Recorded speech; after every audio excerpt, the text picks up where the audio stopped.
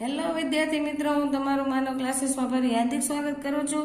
તો ચાલો આજે આપણે ધોરણ 6 નો નવા અભ્યાસક્રમ પ્રમાણે ગણિતનું ચેપ્ટર નંબર 3 જોવાનું છે. તો ફટાફટ આપણી ચેનલને લાઈક એન્ડ સબસ્ક્રાઇબ કરી નાખો, જેથી દરેક વિડીયો નવા અભ્યાસક્રમ પ્રમાણે જે હોય અને જે જૂના સિલેબસ પ્રમાણે પણ જે ઇફો તમને મળતા રહે. તો આપણે ચેપ્ટર નંબર 3 નું નામ જોઈ તો કે સંખ્યાની રમત. તો આપણે જેમ આગળ ટોપિક જોતા જશું તેમ એનું સોલ્યુશન કરતા રહેશું. તો 3.1 માં તમને એવું કહે છે, સંખ્યાઓ આપણને ઘણી બધી વાતો કહી શકે છે. તો કે અહીં 6 પ્રાણીઓ એક હરોળમાં ઊભા છે. આ નીચે તમને 6 પ્રાણીઓના ચિત્ર આપેલા છે. તેઓ એક રમત રમી રહ્યા છે. દરેક પ્રાણી તેમની બાજુમાં તેમનાથી કેટલા ઊંચા પ્રાણીઓ ઊભા છે તે આધારે એક સંખ્યા બોલે છે. ચાલો પહેલા તેના નિયમો વાંચીએ અને આપેલ પ્રશ્નોના જવાબ આપવાનો પ્રયત્ન કરીએ. તો કે પહેલો નિયમ છે, જો પ્રાણીની બાજુમાં એક ઊંચું પ્રાણી હોય તો તે પ્રાણી એક બોલે છે, એટલે કે તેની આજુબાજુમાં જોવાનું. આની આજુબાજુમાં કે હાથી છે આવડવા, તો એની બાજુમાં આ એક મોટું છે જીરાફ, અને સિંહ નાનો છે, એટલે હાથી શું બોલશે? એક બોલશે.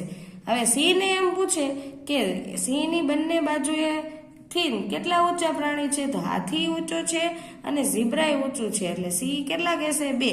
તો બીજો નિયમ જો મેં સમજાવ્યો એવો જ છે, જો પ્રાણીની બાજુમાં ઉભેલા બંને પ્રાણીઓ તેનાથી ઊંચા હોય તો તે પ્રાણી 2 બોલે છે. તો ઈ જ આવ્યું. જો તેની બાજુમાં ઉભેલા બંનેમાંથી એક પણ પ્રાણી તેનાથી ઊંચું ન હોય તો તે પ્રાણી શૂન્ય બોલે છે. જો ઝીબ્રા છે, એને પૂછ્યું કે એની બંને બાજુમાંથી કેટલા પ્રાણી ઊંચા છે, કે એકે બાજુ ઊંચા છે? તો કે ના, સિંહ પણ નાનો છે અને કૂતરો પણ નાનો છે, એટલે ઝીબ્રા શું બોલશે? 0. એવી રીતના કૂતરાને પૂછે તો કૂતરું, જો આ સસલું નાનું છે અને ઝીબ્રા ઊંચું છે, એટલે કૂતરો શું જવાબ દેશે? 1. હવે એ જ રીતે આપણે નીચે જોવો, નોંધમાં શું લખેલ છે જોઈએ. આ પ્રશ્નોના કેટલાક જવાબો અલગ હોઈ શકે છે, કારણ કે વિદ્યાર્થીઓ પ્રાણીની ગોઠવણી બીજી રીતે પણ વિચારી શકે છે. જો તમને સ્કૂલમાં એમ કે વિદ્યાર્થીઓ પોતાની જાતે ગોઠવીને પ્રાણીઓને ક્રમ આપીને કરી આવવાનો, તો પણ અલગ જવાબ આવી શકે. જો પ્રાણીઓને આ ક્રમમાં ગોઠવવામાં આવે છે, જો આ ક્રમમાં ગોઠવેલા છે કૂતરો, ઝીબ્રા, હાથી, જીરાફ, સિંહ, સસલું, તો દરેક પ્રાણી કયા ક્રમો બોલશે? જો ઝીબ્રા હોય તો કૂતરો એનાથી નાનો છે અને હાથી એનાથી મોટો છે, એટલે શું આવશે? 1. પછી હાથીને પૂછે કે ઝીબ્રા અને જીરાફ માંથી કોણ મોટું? એવી રીતના, તો કે જીરાફ એક મોટું થાય, બરાબર, તો કે 1.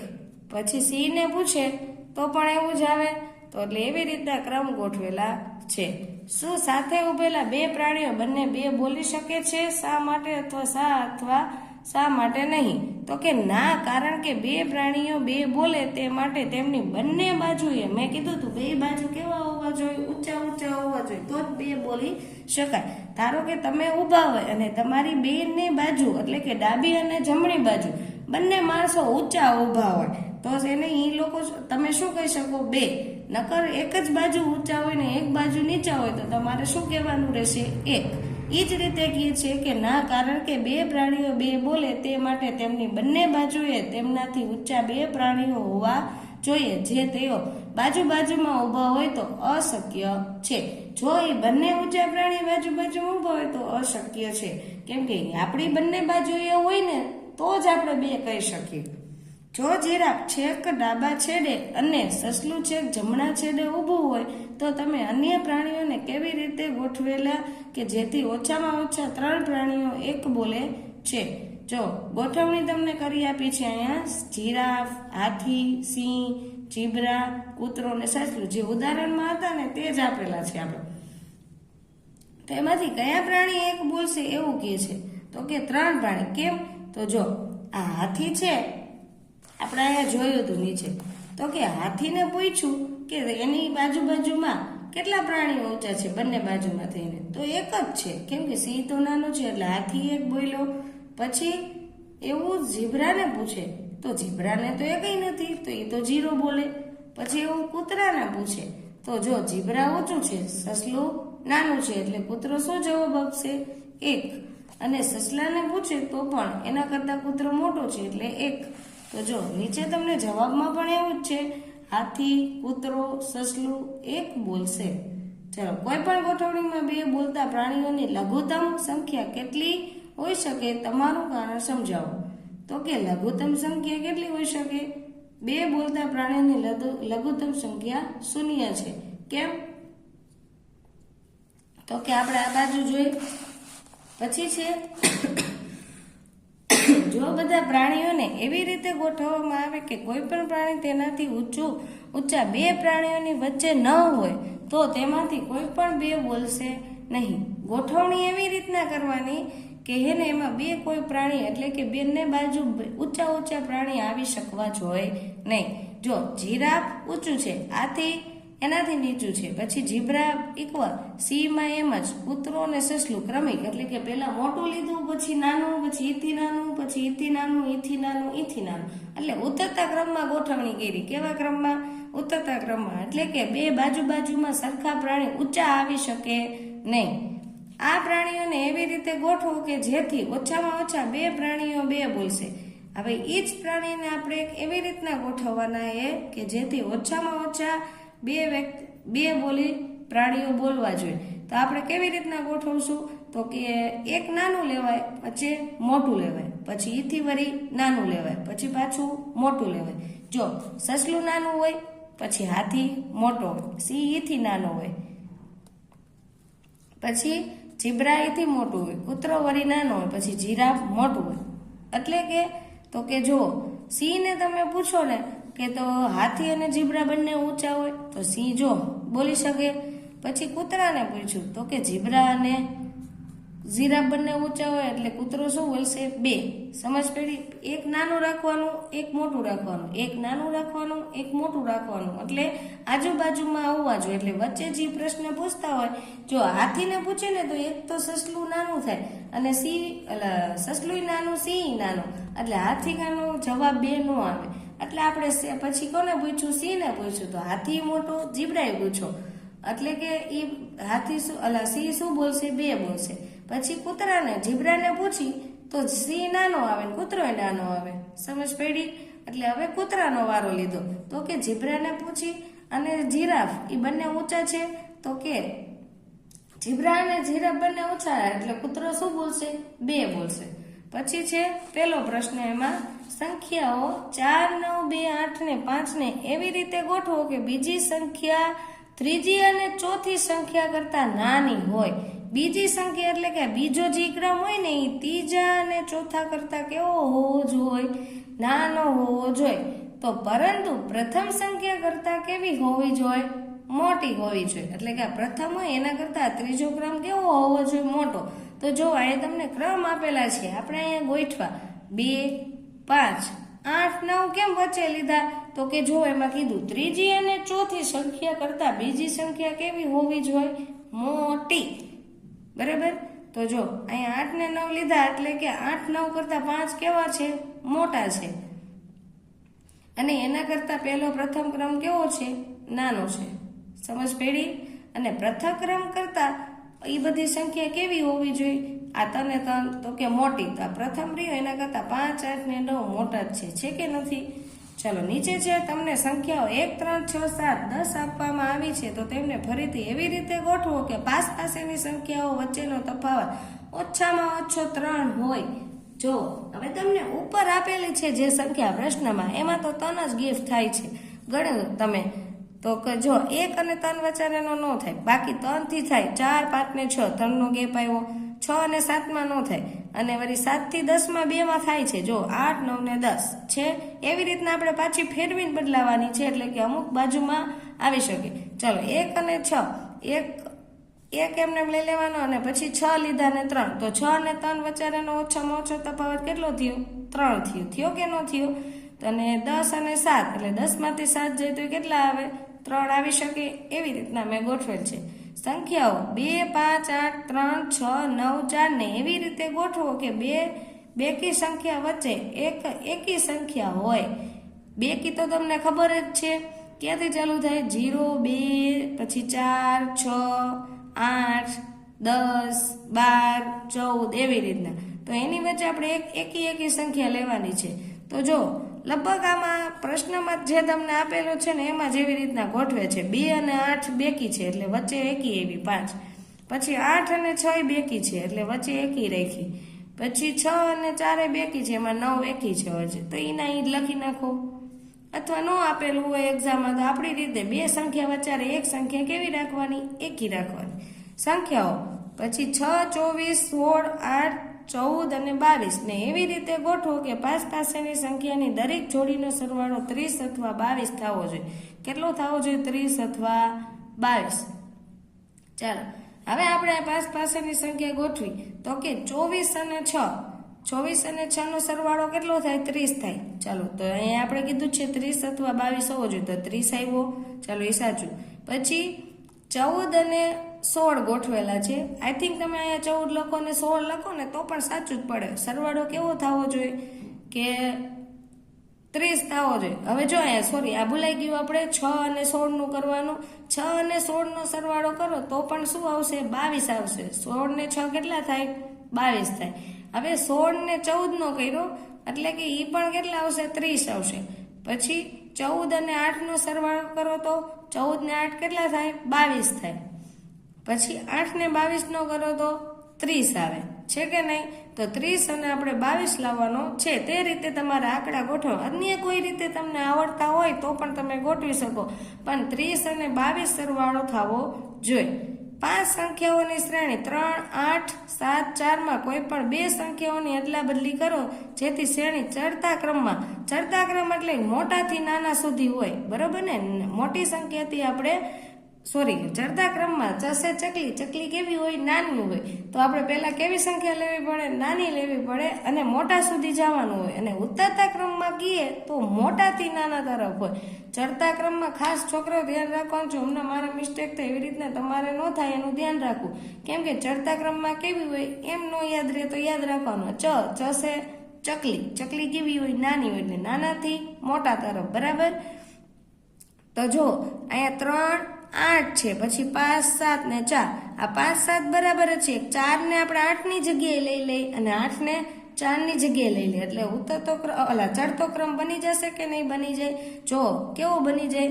3 પછી શું આવે? 4 પછી 5, 7 ને 8.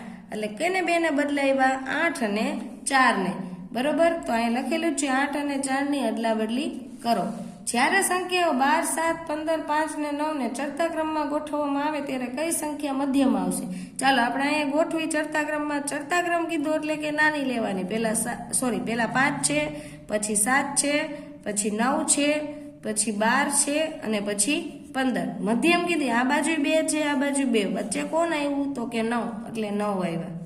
હવે નીચે તમને 3.2 માં વિશિષ્ટ ખાના કીધા છે. તો કે સંખ્યાઓની સરખામણી કરો. તો કે જો સરખામણી કરવાની સંખ્યાઓમાં અંકોની સંખ્યા અલગ અલગ હોય તો કે જે સંખ્યામાં સૌથી વધુ અંકો હોય તે સૌથી મોટી સંખ્યા છે. જેમાં વધુ અંકો આવેલા હોય તે સંખ્યાને કેવી કહેવાય? મોટી. અને જેમાં ઓછા અંક આપેલા હોય એટલે ધારો કે બે અંકવાળી કીધી હોય ને 3 અંકવાળી, તો એમાં 2 અંકવાળી નાની કહેવાય, 3 અંકવાળી મોટી કહેવાય. એવું તમને કહે છે. આવી રીતના જો 15 હોય અને 215 તો આ નાનું કહેવાય ને આ મોટા કહેવાય. એવી રીતે જો સરખામણી કરવાની સંખ્યાઓમાં અંકોની સંખ્યા સમાન હોય તો કે જે સંખ્યાનો સૌથી ડાબી બાજુનો અંક સૌથી મોટો હોય તે સંખ્યા સૌથી મોટી હોય. ડાબી એટલે કે તમારા હાથમાં તમારે નક્કી કરી લેવાનો કી જમણી બાજુ ને કી ડાબી બાજુ. ત્યાંથી જો જે અંક મોટો હોય તો એને તમે શું કહી શકો? મોટી સંખ્યા કહી શકો. જો સંખ્યાઓનો પ્રથમ અંક સમાન હોય તો કે આપણે તેના પછીનો ડાબી બાજુનો અંક તપાસીએ છીએ અને આ જ રીતે આગળ વધીએ છીએ. જો આ બંનેમાં 9, 9 છે આગળ, તો કેટલાય છોકરા કહેશે હવે શું કરવું મેમ? તો કે એના પછીનો અંક જોવાનો કે 9 પછી અહીંયા 3 છે ને અહીંયા 7 છે, તો 3 મોટા કે 7 મોટા? તો કે 7 મોટા. તો કોણ મોટું કહેવાય? 9700 મોટા કહેવાય ને 9399 નાના કહેવાય. અને ઈ પણ હજી સમાન આવે તો એના પછીનો પાછો અંક જોવાનો.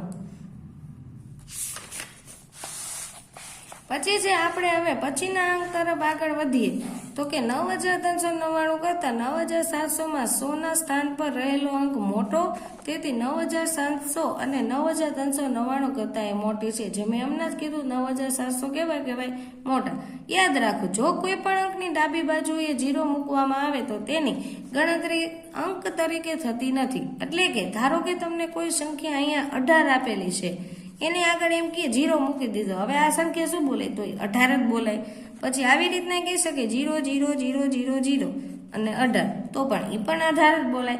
એટલે કે જો સંખ્યાની ડાબી બાજુ એટલે કે શરૂઆતમાં, ક્યાં શરૂઆતમાં, પાછળ નહીં છોકરાઓ, ખાસ યાદ રાખો.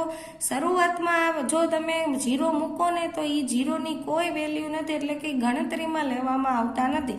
જો તમે 18ની પાછળ મૂકી દેશો તો એ ગણતરીમાં લેવાઈ જાય. એટલે ખાસ કરીને યાદ રાખવું, શરૂઆતની વાત કરેલ છે. ચાલો નીચે આપણે જોઈએ વિશિષ્ટ ખાનું. તો કે જો કોઈ ખાનામાં રહેલી સંખ્યા તેના પડોશી બાજુના ખાનાઓ કરતાં મોટી હોય તો તે ખાનાને વિશિષ્ટ ખાનું કહેવાય. એટલે કે જે સંખ્યા હોય બાજુનું ખાનું એનાથી મોટું હોય તો એને કેવી સંખ્યા કહેવાશે? વિશિષ્ટ ખાનું. જો નીચેના કોષ્ટકમાં વિશિષ્ટ ખાનામાં રંગ પૂરત્વ ચિહ્નિત કરો. બરાબર, તો જો આ બંને સંખ્યા છે એની વચ્ચેનું ખાનું એનું પાડોશી મોટું છે કે નથી? તો આમાં એવું જ છે, 8076 થી 621 એમાં 957 મોટા કહેવાય બે કરતા, છે કે નહીં? આમાં પણ આના કરતા મોટું છે કે નથી? પછી છે પ્રશ્ન નંબર 2, તો કે નીચેના કોષ્ટકને 4 અંકની સંખ્યાઓથી એવી રીતે ભરો કે જેથી ફક્ત રંગીન ખાના જ વિશિષ્ટ ખાના બને. હવે આપણે 4 અંકની સંખ્યા બનાવવાની છે, પણ જે રંગીન આપેલા નહીં વિશિષ્ટ ખાના છે, એટલે કે મોટી સંખ્યા બનાવવાની આજુબાજુ કરતા. જો અહીંયા હતી 5623 ને અહીંયા છે 4358, તો અહીંયા 4 અંકની તમે કોઈ પણ એવી સંખ્યા લખો, પણ આ 2 કરતા કેવી હોવી જોઈએ? મોટી. અહીંયા 6125 લખેલ છે, એની જગ્યાએ તમે તમારી રીતે 7125 લખો ને તો પણ ચાલે. કેમ? તો કે આ બંને કરતા એ કેવી થઈ? મોટી હોવી જોઈએ. પછી છે 4398 ને અહીંયા લખી 3210, તો એના કરતા આ મોટા થયા કે ન થયા? પછી જો અહીંયા નથી, કેમ? તો કે 3210 કરતા અને આ નાના છે કે નથી? ભલે આ બંને સંખ્યા એના કરતા નાની હોવી જોઈએ અને બદલી મોટી, તો જ વિશિષ્ટ ખાનું કહેવાય, નક્કર કહેવાય નહીં. આ મોટું છે પણ આ નાનું છે ને, એટલે આ વિશિષ્ટ ખાનું કહી શકાય નહીં. હવે જુઓ 1543 અને આ 6186 એના કરતા 8569 મોટા છે કે નથી? પછી છે નીચે આપેલી સંખ્યા અને આપેલા કોષ્ટકમાં એવી રીતે મૂકો કે જેથી ફક્ત પ્રથમ ખાનું જ વિશિષ્ટ ખાનું બને. તો જો મેં અહીંયા મૂકેલી છે, એટલે કે એમ કીધું કે પહેલું ખાનું હોય ને એ જ વિશિષ્ટ રાખવાનું, બાકી બધા નાના હોવા જોઈએ. એટલે કે એ એકય આજુબાજુમાંથી મોટા થવા જોઈએ નહીં. જો આ 4621 છે એના કરતા 7056 મોટું કહેવાય, તો આપણે અહીંયા કલર કરી નાખી એટલે ખબર પડે આ વિશિષ્ટ ખાનું છે. ચલો પછી જો 4001 છે એના કરતા આ મોટું થયું અને આ નાનું છે, એટલે આ વિશિષ્ટ ખાનું ન કહેવાય. તો આમાં એવું જ છે, આ એક મોટું છે, આ એક નાનું છે. પછી 3487 માં આ મોટું છે તો આ નાનું છે, એટલે એ પણ ન કહી શકાય. એટલે જો અહીંયા મેં ગોઠવેલ છે ને, એમાં તમારી રીતે તમે પણ ગોઠવી શકો, એવું નથી, પણ વિશિષ્ટ ખાનું આવવું જોઈએ નહીં. ચાલો નીચેના આપેલી સંખ્યાઓને આપેલા કોષ્ટકમાં એવી રીતે મૂકો કે જેથી ફક્ત છેલ્લું ખાનું જ વિશિષ્ટ ખાનું બને. હવે છેલ્લા ખાનાને વિશિષ્ટ, એટલે આ ખાનાને આપણે શું કરવાનું છે? વિશિષ્ટ બનાવવાનું છે. તો કે જો આના કરતા મોટું છે કે નથી, એટલે વિશિષ્ટ ખાનું. હવે તમને એમ થાય કે આને પૂછીએ આપણે 7657 ને, તો જો આ નાના થયા એના કરતા, કેમ થાય? છગડો નાનો કહેવાય અને આઠડો મોટો કહેવાય, એટલે આ મોટા કહેવાય. હવે તમે આને પૂછો 6726, તો કે આ છગડાવાળું છે, પણ જો 0 બીજા નંબરે છે ને અહીંયા બીજા નંબર 7 છે, એટલે 7 વાળી મોટી કહેવાય કે ન કહેવાય? અને આ એટલે કે આ નાનું થયું ને આ મોટું છે, અને આ બાજુ મોટું છે, આ એક નાનું એક મોટું, તો એ પણ ન આવે. હવે આને પૂછીએ તો આ બાજુ મોટું છે, આ બાજુ નાનું છે, તો એ પણ ન આવે. હવે આને પૂછો કે 4477, તો એક બાજુ મોટું છે 4981 અને એક બાજુ 991 છે. હવે આને પૂછો તો કે 577 991 કરતા નાનું કહેવાય અને આ મોટા કહેવાય. હવે આને પૂછો તો આ મોટા છે ને આ નાના છે. જો આપણે બધા ખાનાને પૂછી લીધું તો આજુબાજુમાં એક મોટું એક નાનું એવું થયું. તો એવું ન થવું જોઈએ, આજુબાજુમાં બંને નાના હોવા જોઈએ અને જે હોય વસલું એ કેવું હોવું જોઈએ એના કરતાં મોટું હોવું જોઈએ. બરાબર. ચાલો નીચે તમને એવી જ રીતે પાછું આપેલું છે કોષ્ટક કે નીચેનું કોષ્ટક એવી રીતે ભરો કે જેથી આપણને શક્ય તેટલા વધુ વિશિષ્ટ ખાના મળે ને પુનરાવર્તન વગર પુનરાવર્તન વગર 5000 થી 9000 વચ્ચેની સંખ્યાનો ઉપયોગ થાય. તો જો મેં મારી રીતે રકમ લીધેલી છે, તમે તમારી રીતે પણ લઈ શકો છો. 6520 કરતા 6725 મોટા એટલે વિશિષ્ટ ખાનું કહેવાય, કેમ કે એ તો એક જ બાજુ જોવું પડે. હવે આને પૂછો ને તમે 6520 ને તો આ મોટું છે, આ મોટું પણ હશે નાનું થયું. આપણો નિયમ શું છે? બંને બાજુ કેવા હોવા જોઈએ? નાના હોવા જોઈએ અને વતલું કેવું હોવું જોઈએ? મોટું હોવું જોઈએ. હવે આ 6500 ને આને પૂછાઈ ગયું. હવે આનો વારો 7523 ને પૂછી તો એનું આ નાનું છે અને આ પણ નાનું છે, તો આ મોટું કહેવાય. એટલે એમાં શું કરી નાખવાનો? કલર. એટલે વિશિષ્ટ ખાનું ગણાય. હવે આનો વારો 7250 નો, આ પણ મોટું આ પણ મોટું, તો આમાં કલર આવે નહીં, કેમ કે વિશિષ્ટ ખાનું નથી. 8921 તો આ નાના છે આ નાના છે, તો આ મોટા કહી શકાય. પછી આને પૂછી તો આ બંને મોટા છે આ નાનું છે એટલે ઈ નો આવી શકે. આ બંને નાના છે તો આમાં આવી શકે. હવે આ એવો તમને વિશિષ્ટ ખાનામાં ખબર પડી ગઈ હશે કે બંને બાજુ કેવા હોવા જોઈએ? નાના, ને લાસ્ટમાં હોય તો એકની એની પહેલાનું જોવાનું એટલે ખબર પડી જાય. જે મોટું હોય તો વિશિષ્ટ ખાનું કહેવાય. એટલે બંને બાજુ નાના હોવા જોઈએ ને વચ્ચે કેવું હોવું જોઈએ? મોટું. જો 5521 ની કરતા એ 7186 મોટા એટલે વિશિષ્ટ ખાનું. આ નીચે દાખલા નંબર 6 આપેલું છે. એવું કોષ્ટક બનાવો જેમાં બીજી સૌથી મોટી સંખ્યા ધરાવતું ખાનું વિશિષ્ટ ખાનું ન હોય, પરંતુ બીજી સૌથી નાની સંખ્યા ધરાવતું ખાનું વિશિષ્ટ ખાનું હોય. ચાલો નીચે આપણે રકમ લીધેલી છે 5320, 5680, 5740 અને 5956. હવે એને મેં ગોઠવેલા છે, એમાં વિશિષ્ટ ખાના આપણે ગોતવાના છે. તો જો આજુબાજુમાં બે નાના જ છે તો આ વિશિષ્ટ ખાનું કહી શકાય. પછી છે આને પૂછી 5320 ને આ મોટા છે અને આ મોટા છે, તો આ તો ન આવી શકે. હવે આને કહેવાનું, આનું પૂછવાનું 5320 કરતા 5680 મોટા છે, તો આ વિશિષ્ટ ખાનું કહેવાય. ચાલો બીજી સૌથી નીચે આપણે એની માહિતીનું કરવાનું છે. તો કે બીજી સૌથી મોટી સંખ્યા 5740 તે વિશિષ્ટ ખાનું નથી. કારણ કે આ નથી. કેમ? તો કે એના કરતા જમણી બાજુ આવેલી સંખ્યા 5956 કેવા છે? મોટા, એટલે નાનામાં ન આવે, કેમ કે મોટું આ છે એના માટે વિશિષ્ટ ખાનું કહી શકાય નહીં. બીજી સૌથી નાની તો કે 5320 એટલે કે કેમ નું આવી? તો કે તે વિશિષ્ટ ખાનામાં નાની સંખ્યા કે 5680 તો કે તે વિશિષ્ટ ખાનું છે, કારણ કે તે તેની ડાબી બાજુએ આવેલી સંખ્યા 5320 કરતા મોટી છે. સમજ પડી? હવે આમાં જ જોઈએ આપણે પ્રશ્ન નંબર 7. શું કોષ્ટકમાં સૌથી મોટી સંખ્યા ધરાવતું ખાનું હંમેશા વિશિષ્ટ ખાનું હશે? શું કોષ્ટકમાં સૌથી નાની સંખ્યા ધરાવતું ખાનું વિશિષ્ટ ખાનું હોઈ શકે? શા માટે અથવા શા માટે નહીં? તો કે હા, કોષ્ટકમાં સૌથી મોટી સંખ્યા ધરાવતું ખાનું હોય હંમેશા વિશિષ્ટ ખાનું હશે. કેમ? તો કે આનું કારણ એ છે કે સૌથી મોટી સંખ્યા કોષ્ટકની અન્ય તમામ સંખ્યાઓ કરતાં કેવી હોય? મોટી હોય. તો હવે જો નીચેની કોષ્ટકની 9 સંખ્યાઓમાંથી કેટલા વિશિષ્ટ ખાના છે આપણે કહેવાના છે. તો જો આના આ રહ્યું, આપણે આને પૂછો તો આના કરતા આ નાનું છે એટલે વિશિષ્ટ નાનું ન કહેવાય. 5215 ને જોઈએ આજુબાજુના ચેક કરો તો કે આ નાનું છે આ મોટું છે એટલે એ વિશિષ્ટ ખાનું ન કહેવાય. હવે આનું ચેક કરવું હોય તો આપણે પહેલા જોવું પડે 5215 તો એના કરતા 60238 મોટા છે એટલે એ શું કહેવાય? વિશિષ્ટ ખાનું. તો એમાં કલર કરી નાખો જેથી ખબર પડે એ વિશિષ્ટ ખાનું છે. પછી 3198 ને પૂછવું હોય તો એના પછીની જોવી પડે તો આ મોટાથી એના નાના, તો આ પણ વિશિષ્ટ ખાનું ન કહેવાય. હવે આને આપણે પૂછીએ તો એના આજુબાજુના ચેક કરો, એ બે નાના છે ને વટલું મોટું, તો એ વિશિષ્ટ ખાનું કહેવાય. વિશિષ્ટ ખાનામાં મોટું હોવું જોઈએ આજુબાજુ કરતા, એ યાદ રાખવું. પછી જે આને પૂછો તો 70,000 આ મોટા કહેવાય, આ 70,049 મોટા કહેવાય, અને 4,215 એનાથી નાના, એટલે વિશિષ્ટ ખાનું કહી શકાય નહીં. હવે જો 2,145 આ 55,002 કરતા નાના છે, એટલે વિશિષ્ટ ખાનું ન આવે. પછી 55,002 ને પૂછો તો આ મોટા આ નાના, તો એ પણ ન આવે, કેમ કે બંને બાજુ કેવા હોવા જોઈએ, નાના જોવા જોઈએ, બરાબર.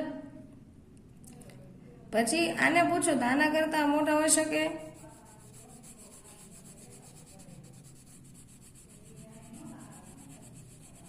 પછી છે પ્રશ્ન નંબર 9માં. પ્રશ્ન નંબર 9માં છે સંખ્યાઓનું પુનરાવર્તન કર્યા નીચેનું કોષ્ટક એવી રીતે ભરો કે જેથી તેમાં માત્ર એક જ વિશિષ્ટ ખાનું હોય.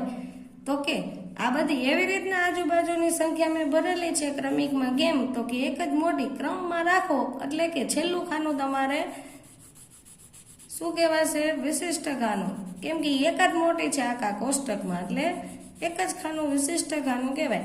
હંમેશા એમ કહે કે છેલ્લું ખાનું તમારે મોટું રાખો, તો બધી સંખ્યા કેવી લેવાની? તમારે ક્રમિક લેવાની, એટલે કે એક કરતાં મોટી એવી રીતના ક્રમમાં રાખો તો કોઈ પ્રોબ્લેમ નથી.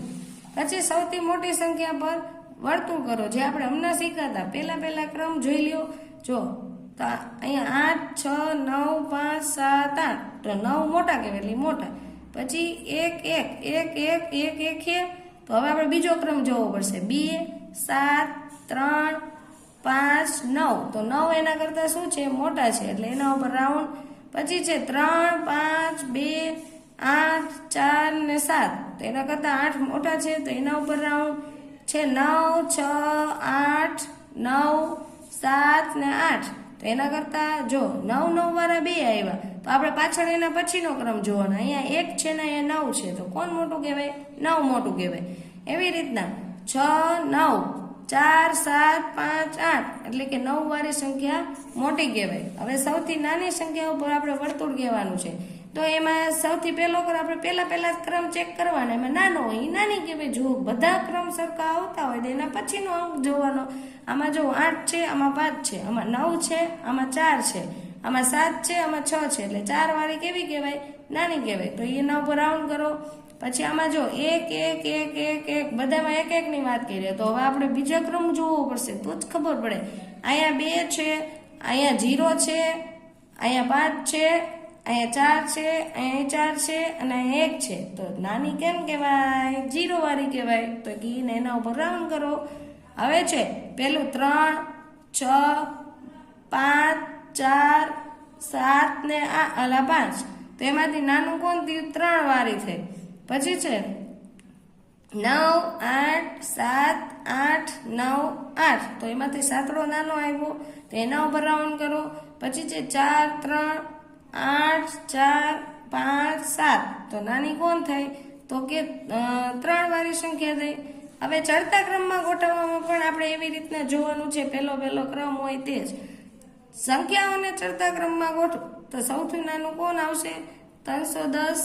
પછી એવી રીતના ચોકડો આવ્યો, પાંચડો આવ્યો, છગડો આવ્યો, આઠડો આવ્યો, નવડો આવ્યો. એકડા જ યાદ રાખવા. મેં કીધું તું ચડતા ક્રમમાં ચસે ચકલી કેવી હોય? નાની. તો નાનાથી મોટા તરફ આપણે જવાનું રહેશે. જો હવે બીજામાં બધામાં એકડા છે, તો આપણે કયો ક્રમ જોવાનો? બધામાં બીજો જોવાનો. કયો જોવાનો? બીજો. એટલે કે પહેલા એકડા વાળું આવ્યું, પછી બગડા વાળું, પછી તગડા વાળું, ચોકડા વાળું, પાંચા વાળું, છગડા વાળું.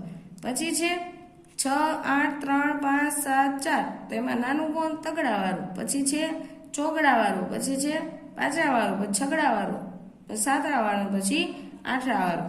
એવી જ રીતે નીચે 2 તમારી રીતે સોલ્યુશન કરવા. મેં 3 કરાવ્યા. પાછળ તમને ઉતરતા ક્રમમાં આપેલું છે, તો ઉતરતા ક્રમમાં ઉત્તર એટલે કે મોટું કહેવાય, બરાબર? પગથિયું મોટા પગથિયાથી નાના પગથિયા તરફ આપણે આવવાનું છે, અથવા ઉસે યાદ તમારી રીતે રાખવાનું કે આવે તો શું કરી નાખવાનું? મોટાથી નાના તરફ. તો આમાંથી મોટું કોણ છે? 9 વાળી, પછી 8 વાળી, પછી 7 વાળી, પછી 6 વાળી, 5 વાળી ને પછી 4 વાળી. એટલે કે મોટાથી કઈ તરફ આવી? નાની. પછી બધામાં 1, 1 છે. આપણે બીજો ક્રમ જોઈ. અહીંયા 4 છે, અહીંયા 9 છે, તો 9 વાળી મોટી કહેવાય. તો આવી ગઈ. પછી એના પછી કઈ આવશે? તો કે આ આવશે 7 વાળી. એના પછી 6 વાળી, પછી જો અહીંયા 4 છે, અહીંયા 4 છે, તો વળી આપણે એમાં ત્રીજો ક્રમ જોવાનો. અહીંયા 2 છે, અહીંયા 9 છે. રેડી? તો કોણ કહેવાય? 9 વાળું મોટું કહેવાય. તો પહેલા એને લખો, પછી આને લખવાનું. ઓકે, પછી આવશે 1325. હાલો, પછી નીચે જોઈએ આપણે, તો એમાં 9 વાળું મોટું કહેવાય, પછી 8 વાળું, પછી 7 વાળું, પછી શું આવશે? 5 વાળું, નહીં સોરી 6 વાળી પણ છે જુઓ, પછી 5 વાળી ને પછી 4 વાળી. હવે મેં 3 કરાવી, 2 તો તમારે કરવી જ પડે ને. ચલો, નીચે તમને આપે સૌથી મોટી સંખ્યા અને સૌથી નાની સંખ્યા વચ્ચેનો તફાવત, એટલે મોટામાંથી નાનું બાદ કરવાનું. ઓકે, એ બાદ બાકી કરતા હરેક વિદ્યાર્થીઓને આવડતી જોઈએ છે, તો પણ છતાં આપણે અહીંયા એકાદી સોલ્યુશન કરી. મોટી સંખ્યા 900 છે પહેલામાં, અને બીજી છે 430. 0 માં 0 જાય તો 0, 0 માંથી 3 ન જાય, એટલે 0 ઉપર હંમેશા 10 આવે. પહેલી વાર 10 કો લઈ, 0 ઉપર તો 10, બીજી વાર 0 હોય તો આપણે 9 લેવા પડે. ઓકે, ચલો હવે બાજુમાં 10 કો લઈ, 9 એટલે કે એમાંથી એની આગલી સંખ્યા કહો તો 8 આવે. 10 માંથી 3 જાય તો 7, 8 માંથી 4 જાય તો 4, એટલે 470. એટલે બધામાં એવું જ કરવાનું, મોટી સંખ્યામાંથી નાની સંખ્યા બાદ. ચલો, આ વિડીયો આપણે અહીંયા રાખશું. આગળની બધી પેટર્ન જે વસ્તુ છે આપણા ટોપિક, એ આપણે નેક્સ્ટ વિડીયોમાં જોઈશું. તો આપણી ચેનલને આગળ લાઇક એન્ડ શેર સબસ્ક્રાઇબ કરી દેવો અને શેર પણ કરો, જેથી દરેક વિડીયો તમને આ જ રીતે જોવા મળે.